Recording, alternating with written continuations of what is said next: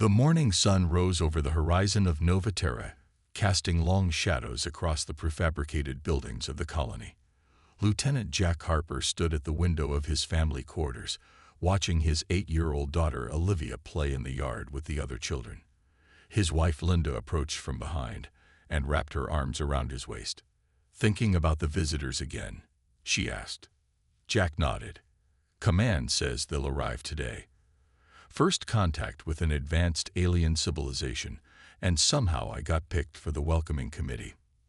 "Because you're the best we have," Linda said, kissing his cheek. "And you look good in that uniform." The Valkyrie ships had been detected entering the system 3 days ago. Their message was simple and direct. They were peaceful explorers seeking cultural exchange. After decades of searching the stars for other intelligent life, humanity had finally found it. Or rather, it had found them. By midday, the colony buzzed with excitement. People gathered in the central plaza, necks craned toward the sky. Jack stood at attention beside Colony Administrator Susan Kelly, his pulse quickening as the sleek silver ships descended through the clouds.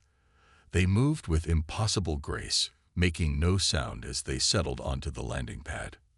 "Remember," Administrator Kelly whispered, "this is a historic moment for all humanity. Let's make a good impression." The lead ship's hull shimmered, and an opening appeared. The Valkyrie emerged, tall and slender with iridescent skin that shifted colors in the sunlight. Their 4 arms moved in graceful patterns as they approached. Jack felt a chill despite the warm day. Something about their large, unblinking eyes unsettled him. The lead Valkyrie stepped forward. "We bring greetings from the Galactic Concord," it said, its voice melodic and perfect despite speaking English. "I am Ambassador Zelvarin. We are pleased to meet our neighbors in this sector." The formal introductions went smoothly. The Valkyrie seemed genuinely interested in human culture and the colony's achievements.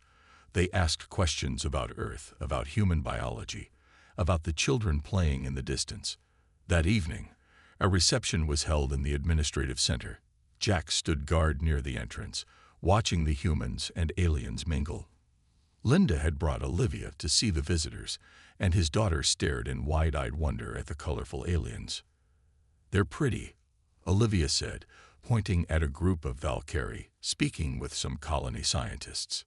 "Yes, they are," Linda agreed. "Maybe someday you'll visit their world." Jack saw one of the Valkyrie approach his family. It knelt down to Olivia's level, its skin shifting to a soft blue. "Hello, small one," it said. "You are quite fascinating." Olivia giggled. "Your skin changes colors. And you grow so quickly on such a heavy world," the alien replied. "Your species is remarkable." Later that night, after putting Olivia to bed, Jack and Linda joined the remaining guests for the final toasts. Ambassador Zelvarin raised a glass. "To new friendships and the exchange of knowledge," the alien said. The alarm woke Jack at 300 hours. Red emergency lights flashed throughout the colony. "Lieutenant Harper to Command Center immediately," the automated system announced. Jack pulled on his uniform and rushed out, finding chaos in the streets. People ran in all directions, some crying, others shouting questions no one could answer. In the command center, Administrator Kelly's face was ashen. "They're gone," she said when she saw Jack. "The Valkyrie ships just left orbit without warning or communication." "Why?" Jack asked, but before Kelly could answer, a junior officer interrupted. "Sir, we're getting reports of missing children. 6 so far, including your daughter." The world tilted beneath Jack's feet. "Olivia." Linda called it in 5 minutes ago. She went to check on Olivia and found an empty bed. A communication officer called out, "Incoming transmission from the departing Valkyrie fleet." The main screen flickered to life, showing Ambassador Zelvarin. The alien skin had turned a deep purple. "Thank you for your hospitality," the ambassador said. "The specimens we collected will greatly enhance our understanding of Deathworlder biology. Your children will be treated humanely as we study their remarkable adaptations." The screen went black. In the silence that followed, Jack Harper felt something ancient and terrible awaken inside him. The instinct of a species that had evolved as persistence hunters on a world that tried to kill them every day. The hunt was about to begin. 3 days after the abduction, the Nova Terra colony remained in chaos. Emergency meetings filled every hour as colonial officials tried to contact Earth Command for instructions. Parents of the missing children gathered outside the administrative building, their faces hollow with grief and anger. Jack Harper had not slept since Olivia was taken. He sat in their family quarters, staring at the star charts on his tablet, while Linda lay curled on their daughter's bed, clutching Olivia's stuffed rabbit. "They're not going to do anything," Linda whispered, her voice hoarse from crying. "I heard the officials talking. Earth Command ordered non-intervention." Jack looked up, his eyes red-rimmed. "What?" "The Valkyrie technology is too advanced. Command is afraid of starting a war we can't win." Linda sat up, suddenly fierce. "But they took our baby, Jack." The communication device on Jack's desk beeped. He tapped the screen to see Commander Ellis, his direct superior. "Lieutenant Harper, you're ordered to attend the briefing at 800 hours. Ellis said, his face grim. "Earth Command has made their decision about the Valkyrie situation." Jack arrived at the briefing room to find it packed with colonial officials and military personnel. Administrator Kelly stood at the front, looking years older than she had just days ago. "Earth Coalition Command has reviewed our situation," she announced. "Their directive is clear. We are to make no hostile actions against the Valkyrie. Their technological advantage is too great, and they have colonies throughout this sector. A war would result in massive human casualties." A man stood up, his face flushed with anger. "So we just abandon our children? My son Leo is only 7 years old." Jack recognized him as Alan Garcia, the colony's xenobiologist. Administrator Kelly continued, "Command is pursuing diplomatic channels. They believe." "They believe what?" A woman interrupted. It was Nicole Winters, former special operations sniper who now worked colony security. Her son Sam was among the missing. "That asking nicely will bring our kids back. These aliens see us as lab rats." The room erupted in shouts. Jack remained silent, his mind racing. When the meeting ended with no resolution, he cornered Alan Garcia in the hallway. "I need access to your research on the Valkyrie," Jack said quietly. Alan's eyes narrowed. "Why?" "Command gave their orders." "Because I'm not following those orders. I'm going after them." That evening, Jack met with a small group in an empty storage facility on the colony's edge. Alan Garcia brought his research files. Nicole Winters arrived with a case of weapons. Frank Wolf, the colony's combat medic whose niece was taken, brought medical supplies. Diane Foster, the colony's best pilot, was the last to arrive. "My daughter Zoe is on that ship," Diane said. "I'm in, whatever the plan is." Jack activated a holographic display showing star charts. According to Alan's analysis of their communication signals, the Valkyrie homeworld is approximately 30 light-years from here in the Cygnus sector. "That's impossible to reach," Frank said. "Our fastest ships would take years." Jack smiled grimly. "Not the prototype scout ship in Hangar C. The one with the experimental FTL drive." Diane whistled. "The Pursuit. She's not even cleared for test flights yet. By the time Command realizes we've taken it, we'll be long gone," Jack said. "The Valkyrie think we're just animals from a heavy gravity planet. They don't understand what they've done." "And what have they done?" Alan asked. Jack's eyes were cold as he looked at each of them. "They've taken the children of persistence hunters. Our ancestors chased prey until it collapsed from exhaustion. We're the species that never stops, never gives up. The Valkyrie took our children thinking we'd accept it. They're about to learn how wrong they are." The group spent the next hours planning. They would need supplies, weapons, and a way to disable the hangar security systems. Each brought unique skills. Nicole's combat experience, Alan's knowledge of alien biology, Diane's piloting, Frank's medical training. As dawn approached, Jack received a message from Linda. It contained only a picture of Olivia and 3 words: "Bring her home." Jack looked at his team, parents willing to cross the stars to save their children. "We leave tonight. The hunt begins." The stolen ship pursuit hummed quietly as it traveled through the emptiness of space. Inside, Jack Harper studied the star maps while his team prepared for what lay ahead. They had been traveling for 2 weeks, using the experimental FTL drive in short bursts to avoid burning it out completely. "We're approaching the edge of charted human space," Diane said from the pilot's seat. Her fingers danced across the controls with practiced ease. "After this point, we're in unknown territory." Nicole cleaned her rifle nearby, the quiet click of metal parts echoing in the small bridge. "How much longer until we reach Valkyrie space?" "At our current speed, about 10 more days," Alan answered. He sat surrounded by holographic displays, showing information about the Valkyrie. "I've been studying everything we know about them. They evolved on a low-gravity world with almost no natural predators." "No predators." Frank looked up from where he was organizing medical supplies. "That explains a lot." Jack nodded. "Species that don't evolve with threats don't understand how to handle them. The Valkyrie have been the dominant species in their region for thousands of years. They see themselves as collectors, preservers of other life forms." "Preservers?" Nicole spat the word. "They stole our children. In their minds, they're studying valuable specimens," Alan explained. "They've likely never encountered a species like humans before. We come from what they would call a death world: high gravity, dangerous predators, extreme weather." Jack pulled up a simulation of the Valkyrie homeworld. "This is what we're heading into. Gravity about 60% of Earth normal. Their physiology is adapted to it. They're taller, thinner, with less muscle mass than humans, which gives us an advantage," Diane said. "We'll be stronger there. But they'll have numbers, technology, and home territory," Jack countered. "We need a strategy that plays to our strengths." He paused, thinking. "Our ancestors were persistence hunters. They would chase prey for hours or days until it collapsed from exhaustion." Frank nodded slowly. "Psychological warfare. We make them feel hunted."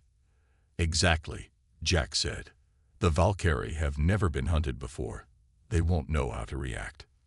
For the next several days, the team trained for their mission. They practiced moving in simulated low gravity and studied Valkyrie language and culture from Alan's database. Nicole taught them stealth tactics while Frank conducted physical conditioning to prepare their bodies for the differences in atmosphere and gravity. Jack often found himself staring at the small holographic image of Olivia that he kept with him. The determined set of his jaw never wavered. Every day that passed was another day his daughter spent in alien hands. On the 15th day of their journey, alarms blared throughout the ship.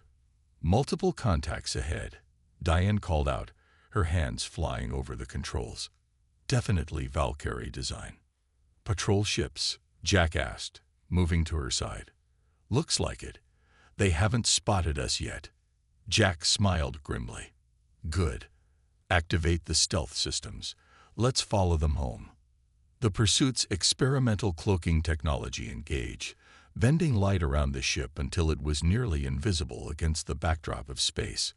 The team watched in silence as the Valkyrie patrol ships moved in perfect formation, unaware they were being followed.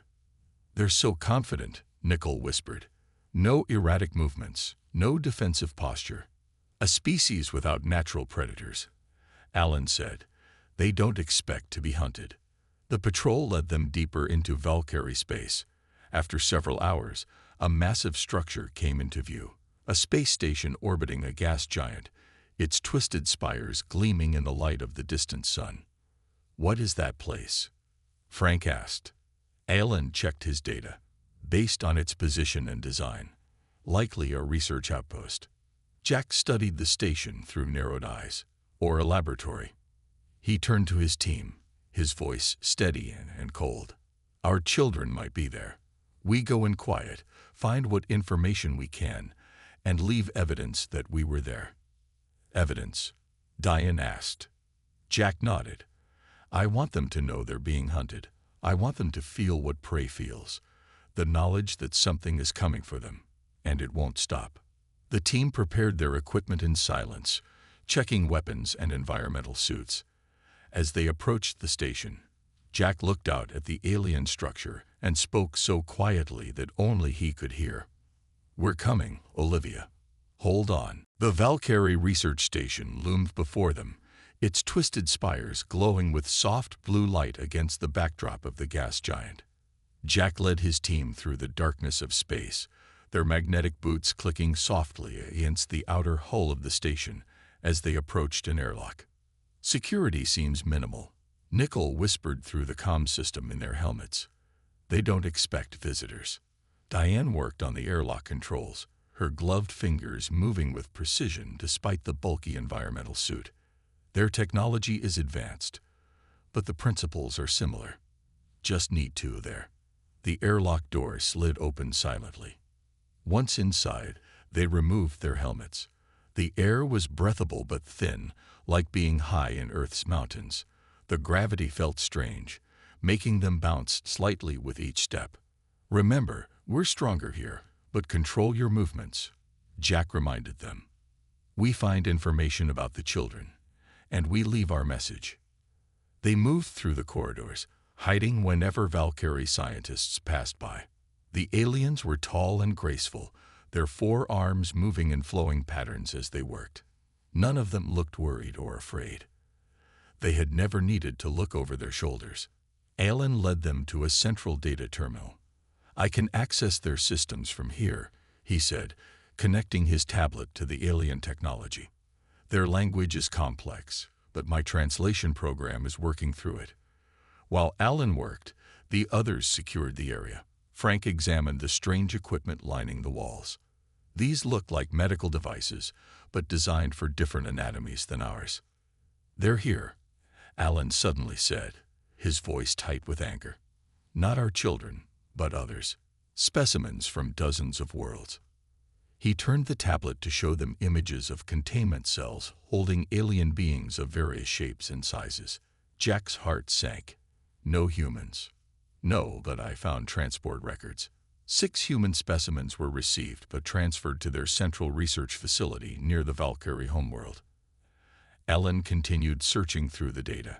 Jack, what they're doing here, it's horrific. Living beings kept in containment, subjected to tests. A noise from the corridor made them freeze. The lone Valkyrie scientist entered the room, stopping in shock when it saw the humans. Before it could call for help, Nickel moved with startling speed, pinning the alien against the wall. The Valkyrie's skin flashed with colors of fear. Please, it said in halting English. No harm. Jack stepped forward. Where are our children? The alien's large eyes blinked rapidly. Children. The Earth specimens. Central facility. Important research. Research. Frank growled, his hand tightening on his weapon. Deathworlders fascinating. The scientist continued. Never seen species evolve in such conditions. High gravity, predators, extreme environments. How you survive. How you think. The young ones adapt fastest, show most potential. Jack moved closer, his face inches from the aliens. Listen carefully. We came 30 light years for our children. Your people took them thinking we would do nothing. You were wrong. The Valkyrie's skin paled. Impossible. Your technology not advanced enough. Yet here we are, Jack said coldly. Tell your leaders that humans are coming for what's ours. Tell them we evolved as persistence hunters. We don't stop. Alan called out from the terminal.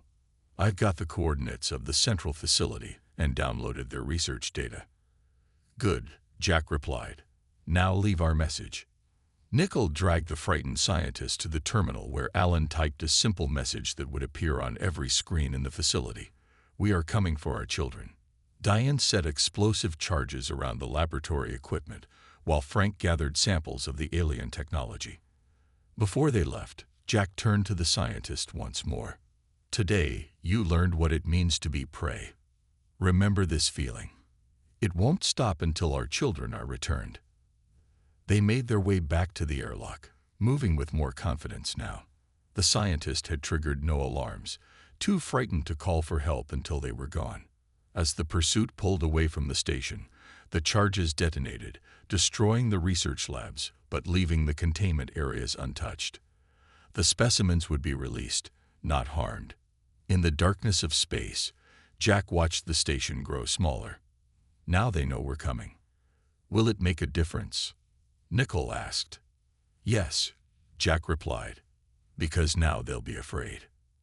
And they've never had to live with fear before. The pursuit vanished into the darkness, continuing its relentless journey toward the Valkyrie homeworld, leaving behind the first ripples of terror in a civilization that had never known what it meant to be hunted. News of the attack spread quickly through Valkyrie space. On their homeworld, the High Council gathered in an emergency session. The chamber was filled with tall, elegant aliens whose skin shifted between shades of blue and purple as they spoke in agitated tones. One research station damaged by primitives is hardly cause for concern, said Council Leader Varteth, his 4 arms moving in dismissive gestures. The humans lack the numbers and technology to pose any real threat. The station director disagrees, replied Security Minister Zelnar. The intruders were well organized and knew our systems. They left a message threatening further action. Empty threats, Varteth insisted. Increase security at all facilities and continue the research. These Deathworlders are too valuable as specimens to release. Meanwhile, the pursuit continued its advance through Valkyrie territory. Jack and his team studied the data stolen from the research station, planning their next move.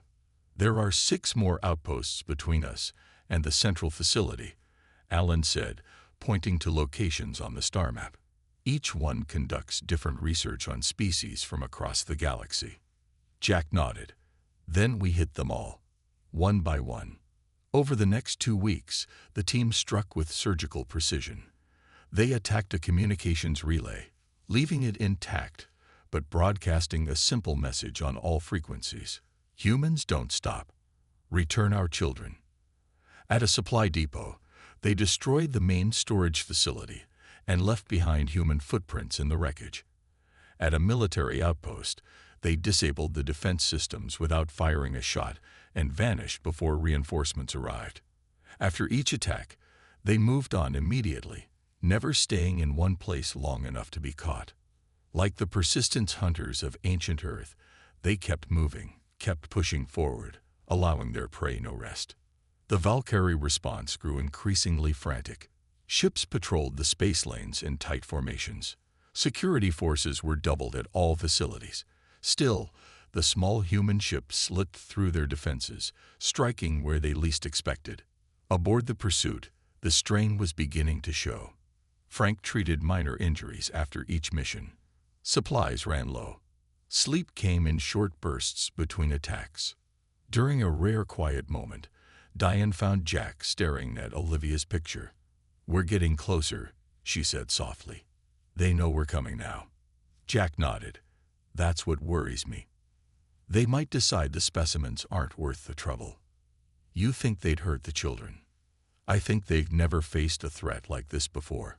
Cornered animals are unpredictable, and the Valkyrie are learning what it means to be cornered." Their next target was a research outpost hidden in an asteroid field. As they approached, alarms blared on the bridge. "Ambush," Nickel called out. 6 ships closing fast. Diane's hands flew over the controls, guiding the pursuit through the asteroid field as Valkyrie weapons fire lit up the darkness around them. "They knew we were coming," Alan said. A blast rocked the ship, throwing them against the walls. Frank called out from the engine room. "Direct hit. We're losing power." Jack made a quick decision. "Diane, find us a place to hide. Everyone else, grab what you can. We need to abandon ship." They managed to guide the damaged pursuit deep into the asteroid field, concealing it in the shadow of a massive rock. The team gathered essential supplies and weapons. "What now?" Nickel asked as they surveyed their damaged ship. "We're stranded in enemy territory. Before Jack could answer, Alan called from the communications array. I'm picking up a signal. It's not Valkyrie. The language is different. They listened to the strange musical language coming through the speakers.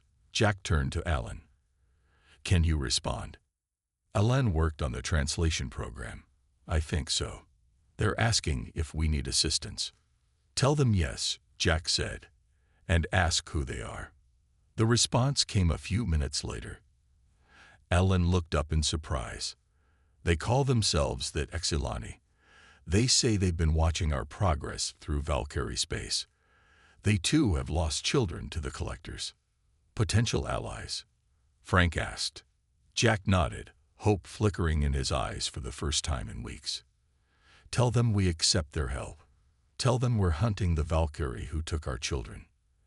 And tell them, Nicole added, her voice hard, that humans don't stop until we get what we came for. The Exilani vessel was unlike anything Jack had ever seen. It seemed to be grown rather than built, with smooth organic curves and surfaces that glowed with soft blue light. The Exilani themselves were equally strange. Tall, willowy beings with translucent skin that revealed intricate patterns of light flowing beneath. We have watched your progress with great interest, said Kurzai, the Exilani leader. Her voice had a musical quality that the translation device barely captured. For centuries, the Valkyrie have taken what they wished from other species. None have fought back as you have.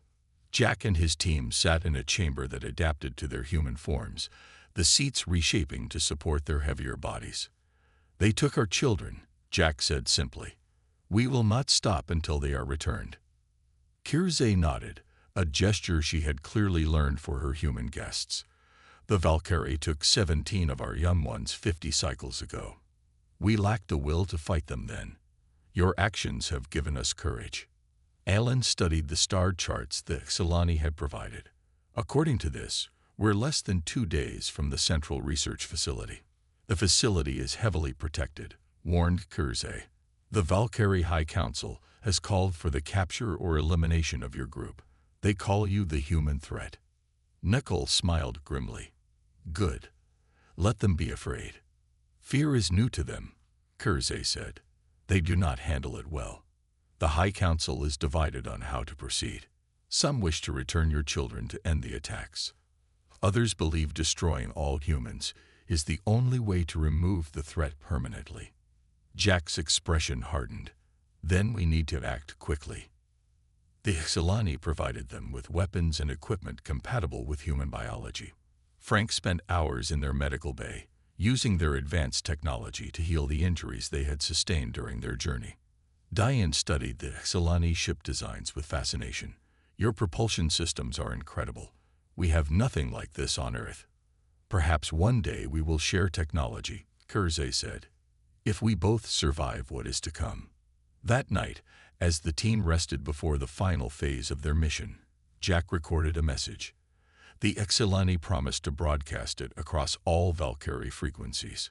This is Lieutenant Jack Harper of Earth, he said, his voice steady and cold.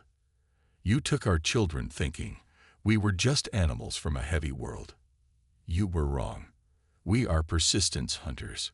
We evolved to chase prey that was faster than us, tracking it for days until it collapsed from exhaustion. We never stop. We never give up. Return our children now, or we will come to your homeworld and take them back ourselves. You have 6 hours to respond. The Valkyrie response came quickly. On the main screen of the Exilani ship, the face of Council Leader Verteth appeared, his skin cycling through colors of agitation and fear. Your threats are meaningless, he said, though his voice trembled slightly. The specimens remain vital to our research. Any further aggression will be met with deadly force. Jack turned to Kurzay. They've made their choice. The plan was set in motion. The Exilani would create a diversion, attacking a nearby military outpost to draw Valkyrie forces away from the central facility. Meanwhile, Jack's team would use a captured Valkyrie shuttle to approach the facility undetected. As they prepared to board the shuttle, Kurzay approached Jack. The Valkyrie have never understood other species. They see only specimens, not people. You have shown them something new, the lengths to which a parent will go for their child.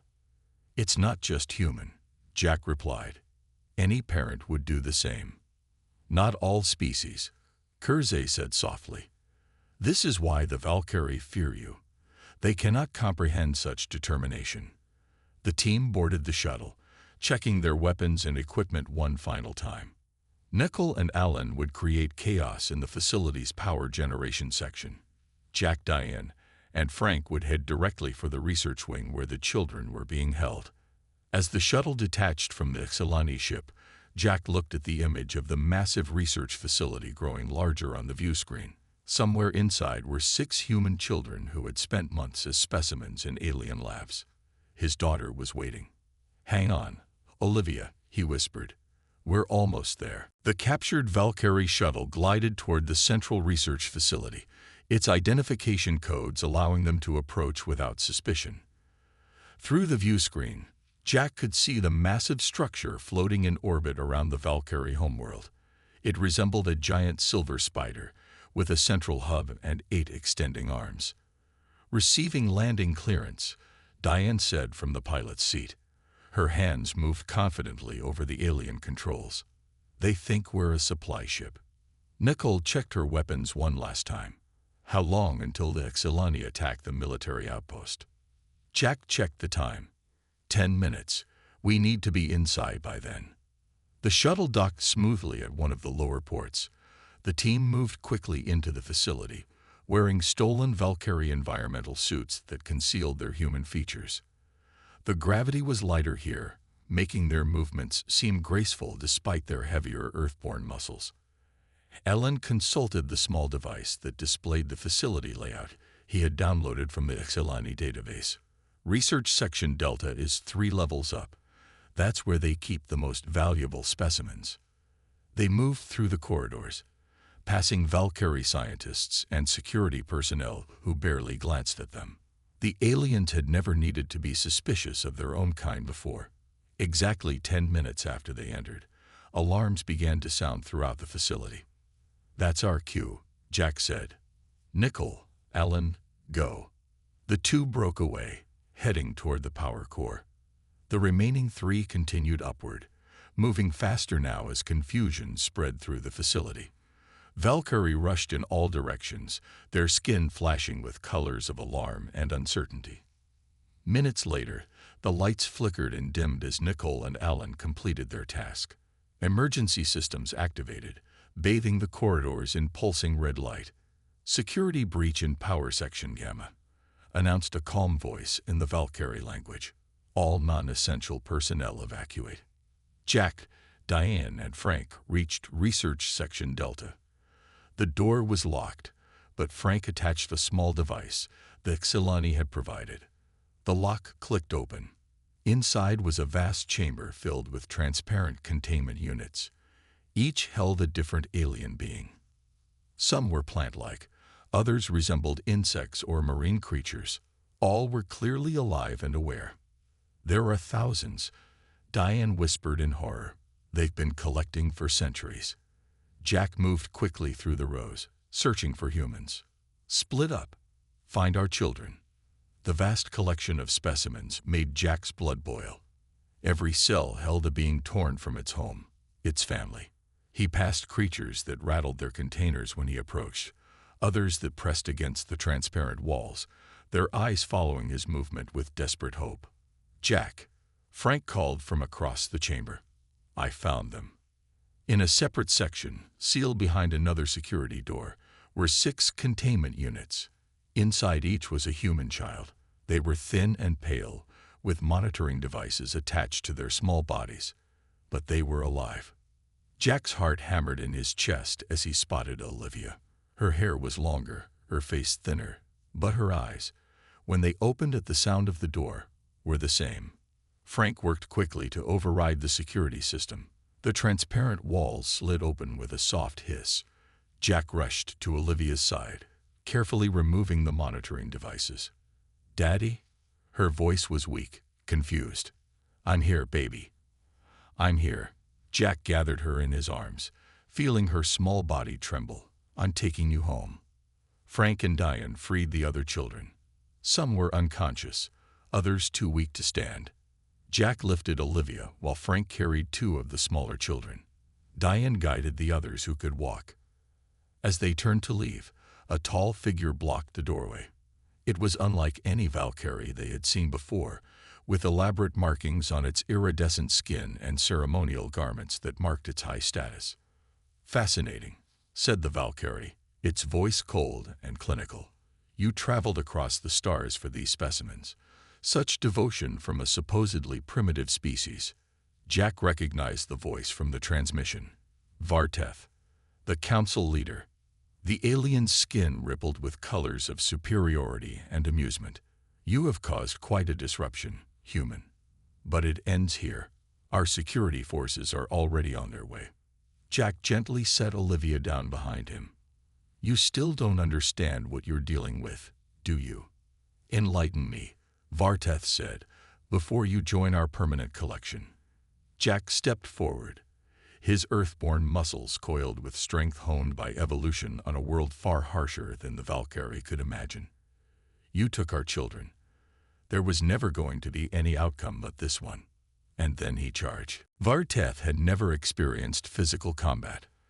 On his world, disagreements were settled with words and social status.